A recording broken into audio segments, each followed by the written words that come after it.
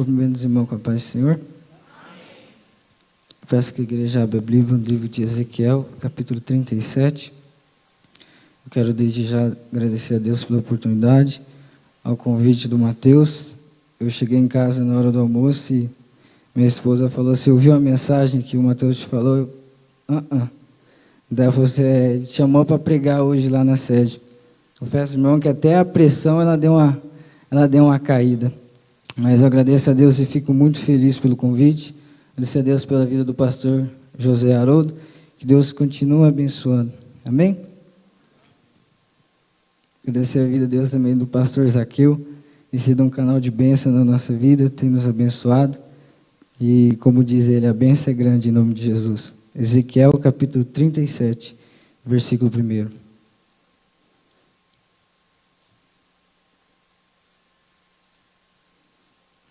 Amém? Veio sobre mim a mão do Senhor, e o Senhor me levou em espírito, e me pôs no meio de um vale que estava cheio de ossos, e me fez andar ao redor deles. E eis que eram muito numerosos sobre a face do vale, e estavam sequíssimos. Pode se assentar nessa noite. Eu estava estudando e meditando sobre essa palavra e sobre a vida de Ezequiel. E esta palavra, ela retrata sobre um momento de dificuldade que Israel está passando diante da presença de Deus. O que me chama a atenção nesta palavra e na vida do povo de Israel é que eles estão vivendo num tempo que, por conta dos seus erros e por conta das suas atitudes, o Senhor diz para eles que se eles não mudassem e fizessem diferente, o Senhor iria trabalhar de uma maneira diferente com aquele povo. O Senhor teria que usar a vara da correção. O Senhor, assim, ele levanta Jeremias, e por diversas vezes Jeremias, ele traz uma palavra para aquele povo, dizendo para que eles venham se arrepender dos seus atos e venham voltar como eram na presença de Deus. Só que Israel não ouve aquilo que o Senhor fala. Israel não dá crédito àquilo que Deus fala. E acontece que Deus, ele precisa usar a vara da correção, que na época seria Nabucodonosor. E acontece que o Senhor, ele mostra uma visão para Jeremias, no Jeremias capítulo 18, todo mundo sabe. E essa visão que Jeremias tem retrata exatamente o povo de Israel no livro de Ezequiel capítulo 37. É basicamente a mesma palavra, só que em maneiras diferentes. Lá, o Senhor está mostrando para Jeremias que Israel se quebraria diante da mão do oleiro. O Senhor a todo momento ele mostra para Jeremias, só que em nenhum momento o Senhor fala: Jeremias, eu quebrarei o povo em minhas mãos. Mas por conta dos seus atos e das suas atitudes, Israel se quebraria na mão do Senhor. E assim acontece. Acontece que Israel é invadida pela primeira vez pelo rei Nabucodonosor, o rei da Babilônia. E quando Israel é invadida, ele leva jovens daquele lugar, jovens da linhagem real, dotados de sabedoria, de entendimento. Entre eles, Misael, Azarias, Ananias e Daniel. Acontece que pela segunda vez, mais depois, o rei Nabucodonosor invade novamente aquele lugar e leva todo o povo da linhagem sacerdotal e todos os levitas.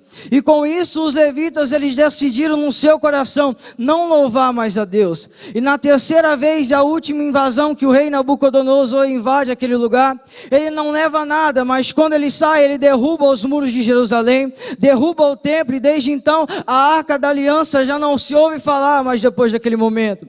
Então eu começo a ver que Israel, ela perde a princípio 3 benefícios perante a presença de Deus. O primeiro era a proteção do Senhor, o que para eles naquele muro traziam também a proteção para eles, o que para eles aqueles muros altos traziam um símbolo que Deus estava protegendo, que a cidade estava protegida. Quando os muros é derrubado, Israel perde a proteção de Deus. Quando a Arca da Aliança some daquele lugar, aquilo que no Antigo Testamento o maior símbolo da presença de Deus era a Arca da Aliança, e quando ela some, o povo está disperso, está sem a presença de Deus. E o terceiro e último fator que Israel perde diante da presença de Deus é o poder da adoração, é o poder daquele que eles faziam perante a presença de Deus. Com isso, o salmista no Salmo 137, eles compõem um salmo dizendo: junto aos rios da Babilônia nós nos assentamos e choramos, lembrando-nos montes de Sião, porque nos salgueiros que há no meio dela, nós penduramos as nossas harpas, porque aqueles que nos trouxe cativo, nos pediam um louvor, mas como louvaremos a Deus em terra estranha? Como cantaremos ao Senhor em terra estranha? Acontece que depois que Israel é invadida, e o Senhor permite que eles passem por essa situação, os levitas eles decidiram e disseram: junto aos rios da Babilônia, nós nos assentamos.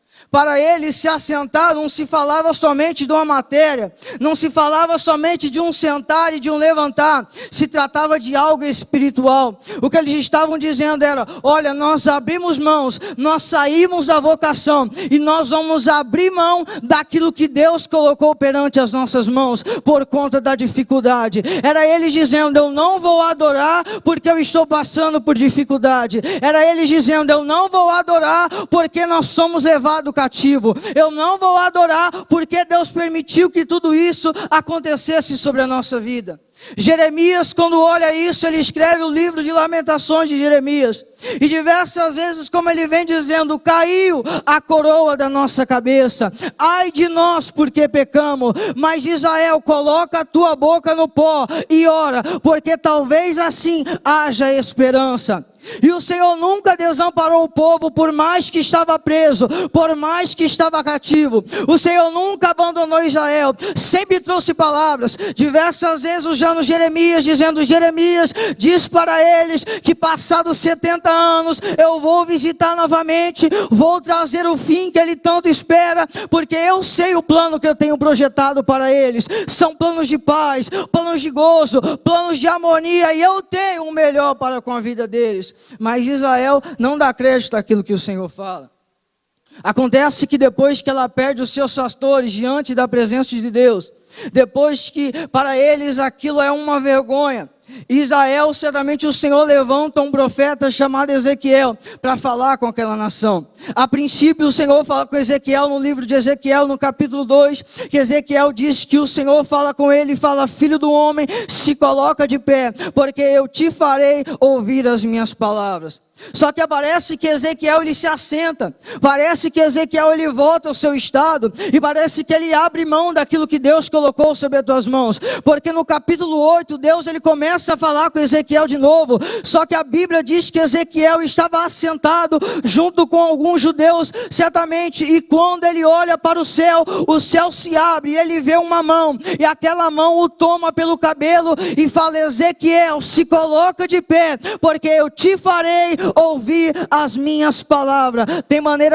momentos que Deus ele tem que tratar de uma maneira diferente conosco, senão nós não conseguimos, se nós não vamos, porque se nós muitas das vezes nós não vamos. Tem horas que o Senhor tem que tratar de uma maneira drástica com nós, a fazer que nós se coloque de pé, para ouvir aquilo que Ele tem para falar aos nossos ouvidos, ao nosso coração. E eu quero te trazer uma mensagem nessa noite: não faça como o povo de Israel, independente daquilo que você está passando aqui hoje, não pendura a sua harpa, seja a harpa da adoração, seja a harpa da pregação, seja a harpa da oração. Não pendure a sua harpa, independente daquilo que você está passando. O Senhor tem planos para a sua vida, o Senhor tem projetos para você. Os jovens, não pendure a sua harpa. Tem jovens que precisam ser alcançados através da sua vida, tem jovens que precisam ser restaurados através da sua vida. Então não pendure a sua harpa, não deixe de adorar por pouco, não deixe de pregar por pouco,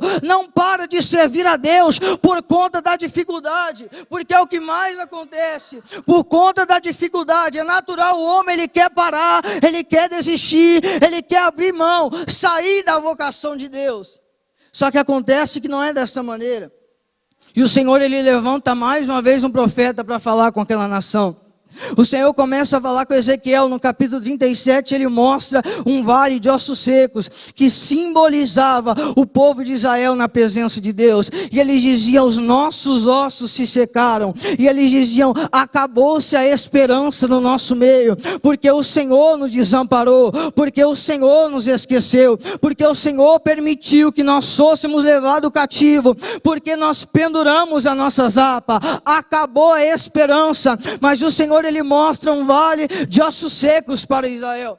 E o que me chama a atenção é que ele faz Ezequiel andar sobre o vale, mas ele fala, Ezequiel, ande ao redor do vale, não pise nos ossos. Era Deus dizendo, Ezequiel, pode estar fraco, pode estar caído, pode estar desacreditado, mas esses ossos simbolizam o meu povo, independente da maneira que eles estão. Eu não abro mão do meu povo, eu não abro mão da minha igreja. É o Senhor dizendo para você, independente de como você entrou aqui hoje, fique ciente de uma coisa, Deus não abre mão de você, Deus ele te ama, independente daquilo que você fez ou cometeu. O Senhor tem planos para a nossa vida, e os planos são melhor do que o nosso, os projetos dele são melhor do que o nosso. Salomão ele diz que do homem sai o pensamento e o desejo do coração, mas a última palavra ainda continua sendo a de Deus. A última palavra para a sua vida é a de Deus. Não importa se o médico desenganou, a última palavra é a de Deus. Não importa se alguém diz que você não vai, a última palavra continua sendo a de Deus sobre a sua vida. Então não pare por pouco, não pendure a sua zapa. E sabe, aqueles ossos simbolizavam a casa de Israel. Era como se você, para você entender, você olha para a igreja nos dias de hoje e vê uma igreja, quem sabe muitas das vezes que é notória, a igreja passa por dificuldade. E há pessoas que nem sempre têm forças para prosseguir. Perde a esperança, perde o desejo de servir ao Senhor. Mas o Senhor fala, olha, não pisa, não maltrata, porque pode estar fraco, mas pertence ao meu povo. Não pisa, não maltrata, pode estar desanimado, pode ter desviado, mas você não tem o direito de julgar ninguém, porque pertence ao povo do Senhor. O Senhor ele quer te usar como um canal de bênção nessa terra, e você sabe disso, não precisa ninguém estar falando. O Senhor ele quer que você traga através da sua vida esperança para aqueles que já não têm mais, para aqueles que já não acreditam mais, porque há pessoas que não acreditam no seu chamado, não acreditam no seu ministério, e é através da sua vida que o Senhor vai trazer uma luz para ela, dizendo que Jesus o ama, e o Senhor investiu pesado na vida dela. É preço de sangue que não se compara. Isaías ele diz que ele não tinha formosura, ele não tinha aparência de rei, mas mesmo assim ele tomou sobre si as minhas iniquidades, os meus pecados, e pelas suas pisaduras a igreja foi sarado. E aquilo que traz paz para a igreja hoje estava sobre os lombos dele. É por isso que você está aqui, é porque ele tomou as suas dores, tomou os seus pecados e disse, a minha igreja vai viver, eu tenho projetos e planos para ela. O Senhor ele quer te usar como um canal de bênção. O Senhor quer te usar como profeta em meio ao vale de ossos secos. O vale, infelizmente, ele tem o poder de neutralizar sonho, de fazer com que as pessoas não acreditem, de fazer com que as pessoas duvidem daquilo que Deus para aquilo que Deus tem para a vida dela. Mas o Senhor ele quer te usar para que você possa trazer de volta a esperança sobre a vida daquelas pessoas. Eu olho para a vida de Davi, eu aprendo muito com a vida de Davi. O que me alegra na vida de Davi é que antes do Senhor tornar Davi sobre rei, sobre Israel, ele permite Davi passar por alguns momentos na presença de Deus. Davi, nós sabemos que ele cuidava das ovelhas de seu pai. Só que o seu pai, em certo tempo, ele precisou de Davi. Quando os seus irmãos foram para a batalha, ele diz, Davi, pega pão, pega queijo e leva para os seus irmãos na batalha. Pergunta como eles vão lá naquele lugar e me tragam resposta, me tragam palavras que os seus irmãos vão bem na batalha. Mas eu olho para Davi, que antes de Davi tornar rei sobre Israel, o Senhor faz com que Davi, ele sirva os seus irmãos na batalha.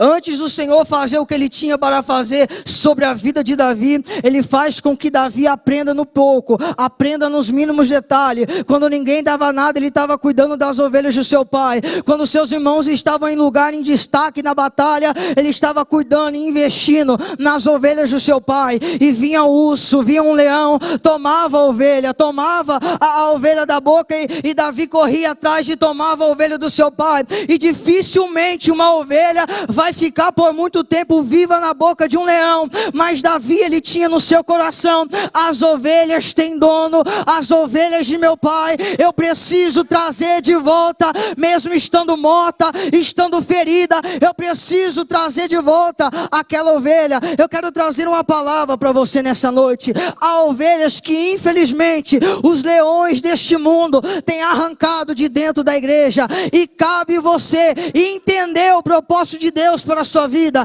e dizer: eu sei que essa ovelha se desviou, eu sei que essa ovelha se afastou, pode estar morta, desanimada, sem fé, sem esperança, mas essa ovelha tem dono, e eu vou atrás, vou trazer para a casa de meu pai, porque é aqui o lugar dela. Invista, acredita, o Senhor, ele quer te usar como um canal de bênção. Mas antes de Davi tornar rei sobre Israel, ele tem que servir os seus irmãos. Não esqueça, não deixe isso. Antes do Senhor te tornar um profeta na presença dele, um mensageiro, um levita, ele quer que você sirva os seus irmãos, e é nos mínimos detalhes. Ele quer que você investe, ele quer que você acredita, ele quer que você corre atrás. Invista nas visitas, invista em quem se afastou, invista e acredita nos jovens, porque o Senhor, ele nos diz: jovens, eu vos escolhi, porque já venceste o maligno.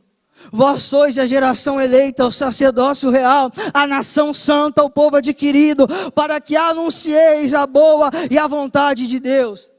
A Bíblia diz: é necessário que o povo crê, mas como eles vão crer naqueles na qual ele nunca ouviu falar? E como eles vão ouvir falar se não há quem prega? E como diz Isaías 53, Senhor, quem deu crédito à nossa mensagem? Eu quero te dizer nessa noite, você se encontra como osso ou um profeta perante o vale? Se você está com vigor, se você está com força, profetiza sobre a vida daqueles que não têm. Profetiza, estende as mãos para aquele que já não tem força, porque o Senhor quer que você invista, o Senhor quer que você acredite, quer que você estende as mãos, porque há jovens que precisam ouvir a palavra que vai sair da sua boca, há jovens que precisam sentir o abraço do Senhor, e através da sua vida que Ele vai sentir, há jovens que precisam fazer e voltar para a casa do Pai, e através da sua vida que Ele quer fazer isso, e através da sua vida que o Senhor quer fazer. O Senhor quer te usar como um canal de bênção. Não deixe aquilo que o Senhor colocou sobre as tuas mãos, não pendure as suas harpas, não para de investir, não para de acreditar, não se distancia da presença de Deus, permanece firme, independente da dor, independente daquilo que nós passamos. Nós precisamos entender que a dor, ou melhor, o propósito é maior do que a dor. Aquilo que Deus reservou para nós é maior do que a dor que nós sentimos, a vontade de parar. Aquilo que Deus tem preparado para a igreja é maior, é aquilo que os nossos olhos não viram, que não subiu ao coração do homem. É isso que Deus tem preparado para a nossa vida. Independente da situação, não aponta, não julga, estende as mãos, faça o teu papel de igreja, corre atrás, prega a boa palavra, ensina, exorta, repreende, faz com que essa pessoa se arrependa. Não, anuncie o evangelho para que essa pessoa venha se arrepender na presença de Cristo. Nós só devemos anunciar. O papel de convencer é do Espírito Santo. Não adianta nós achar que nós vamos fazer com que a pessoa mude os seus atos, mude as suas atitudes. Nós não temos este poder. Nós devemos anunciar esta boa palavra. E esta boa palavra, ela se garante para purificar e tirar o pecado. Assim como o Senhor fez contigo, assim como o Senhor fez comigo, Ele quer te usar como um canal de bênção nessa terra. As horas já se foi, eu peço que os irmãos se coloquem de pé, porque foi isso que Deus colocou sobre o meu coração. Feche os seus olhos nessa noite. Senhor, meu Deus e meu Pai, neste momento, Senhor, nós estamos diante de toda a Tua grandeza, Pai. Queremos Te louvar por até aqui o Senhor ter nos sustentado, por até aqui as Tuas mãos ter sido conosco, Senhor. Sem Ti nós não somos nada, sem Ti, Senhor, nós não somos ninguém. Pai, nós queremos ser como profeta diante da Tua presença. Pai, nós não queremos pendurar nossas harpas por pouco, Senhor. Pai, nós não queremos abrir mão daquilo que o Senhor colocou sobre a nossa vida. Pai, nós não queremos deixar, Senhor, com que o inimigo venha, Senhor, fazer com que as pessoas se distanciem da Tua presença, se afastam de Ti. Senhor, que o Senhor possa nos usar como um canal de bênção, Senhor, sobre esta terra. Que as pessoas possam enxergar na nossa vida o Cristo que nós tanto pregamos, o Cristo que nós tanto anunciamos. Pai, que o Senhor possa abrir a mente, a visão de cada um que está sobre este lugar. Que essa pessoa, Senhor, possa ter uma visão de águia, e assim como o Senhor usou, Senhor, uma sarça para falar com Moisés naquele lugar, assim como o Senhor usou uma coisa improvável para falar com Moisés naquele deserto, nos usa sobre essa terra. Levanta-nos, ó Senhor, como os improváveis, Pai, mas com que o Senhor usa. É improvável, Senhor, mas o Senhor, Pai, fala. É improvável, mas o Senhor age. Pai querido, nos usa, Senhor, e como o Senhor Moisés, ele diz, mas Senhor, quando nós for perante, Pai, aquele faraó, e ele dizer, mas quem te enviou, quem te trouxe aqui, que nós viemos dizer, eu sou o que sou, o eu sou nos levantou, e é por isso, ó Pai, que nós estamos aqui, é porque o Senhor nos sustentou, é porque a Tua graça está conosco, é porque o favor imerecido nos trouxe a oportunidade de estar sobre este lugar, e o eu sou nos garante que nós vamos vencer, o eu sou nos garante um amanhã melhor, o eu sou nos garante uma chamada sobre a nossa vida, e pode se levantar da direita, da esquerda, mas não vai parar a tua igreja, mas não vai parar o teu povo. Pode se levantar da direita, da esquerda, mas os jovens não vai parar, mas o jovem não vai desistir, porque Pai, nós somos com a mente renovada, nós estamos fortalecidos na Tua presença, pelo poder da Tua palavra. Pai, reaviva a Tua obra, reaviva o Teu povo, traga, Pai querido Senhor, a Tua presença sobre a Tua igreja, faz com que a Tua presença acredita e confia, e como Jó 15, ó Pai 13, ou melhor 13, 15, ele diz, Senhor, ainda que Tu me mate, mas eu confiarei e esperarei no Senhor. Pai, eu agradeço pela Tua oportunidade, em nome de Jesus.